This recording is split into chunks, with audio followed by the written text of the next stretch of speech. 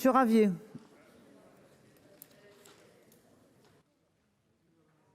Merci madame la présidente, monsieur le ministre, mes chers collègues. La politique, c'est l'art de désigner l'ennemi, nous enseigne le grand philosophe Julien Freund, et l'exécutif nous a donné une grande leçon de politique. D'abord le séparatisme islamique, puis le séparatisme tout court, avant d'évoquer la loi visant à renforcer la laïcité. L'intitulé de votre loi n'a cessé de changer jusqu'à tout abandonner. Désormais, on ne vise qu'à renforcer les principes républicains. Quand on a peur de mettre dans le titre d'une loi le mot « laïcité », c'est très inquiétant sur son contenu et sur le courage de ceux qui la portent. Pour vous justifier, vous avez dit que vous ne vouliez pas stigmatiser, monsieur le ministre, mais quand on parle d'islamisme, on ne stigmatise que les islamistes. Si vous ne faites pas la différence entre les musulmans et les islamistes, c'est que vous avez un gros problème. Moi, je n'ai pas ce problème.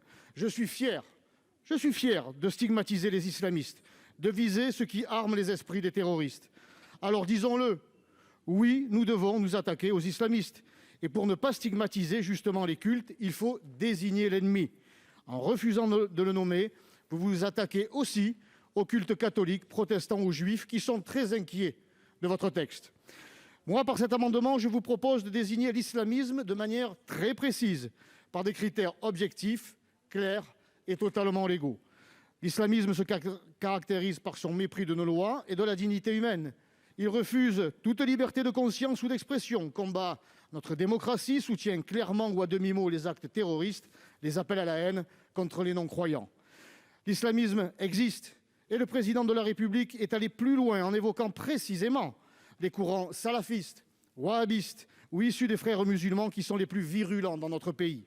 On pourrait évidemment y ajouter le Miligorus proche du dictateur Erdogan et qui construit une mosquée géante à Strasbourg. Mosquée que la mairie islamo-écolo veut subventionner et dont le chantier avait été inauguré par les députés européennes, les Républicains, Fabienne Keller. Vous voyez, il ne faut pas avoir peur des mots, il faut dire les choses, nommer les responsables, les coupables, les complices, sans oublier bien sûr les idiots utiles. Si le président peut le faire, pourquoi avons-nous peur, nous, de le faire? Que craignez-vous? Les Français, eux, attendent que nous soyons clairs. Les valeurs de la République, ce n'est pas assez. Même les islamistes peuvent être républicains, ça s'appelle la République islamique d'Iran. Je n'ose croire, mes chers collègues de droite, que vous qui parlez sans cesse de législation de guerre et de courage, et vous avez raison de le faire, que vous allez rejeter cet amendement. Il n'a qu'un but. Vous avez épuisé votre temps de parole. Que l'on combatte uniquement l'islamisme. Merci, madame la présidente.